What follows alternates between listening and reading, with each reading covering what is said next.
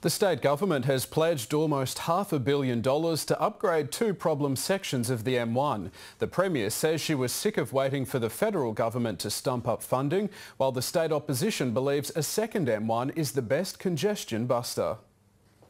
The funding stoush between the state and federal governments over M1 upgrades is over. This is good news for the residents of the Gold Coast and the residents of Brisbane that commute up and down. In next month's state budget, $487 million will be set aside for two major M1 projects. In Brisbane, extra lanes will be created from 8 Mile Plains to Daisy Hill and from Varsity Lakes to Tugun on the Gold Coast. This is one of the busiest roads in our nation, and it is incumbent on us to actually get on with the job of fixing the M1. The state government wanted their federal counterparts to pay 80% of the bill, but in the end it's a 50-50 split. Waiting for a fair funding deal on the M1 from the Turnbull government's like waiting for the Titanic.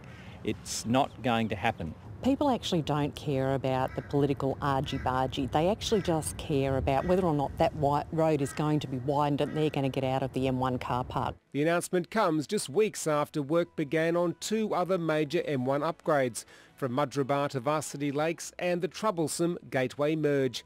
The state opposition says the Palaszczuk government's $897 million M1 commitment won't fix the problem. Look, the upgrades will make a contribution to helping ease the congestion, but they're not enough.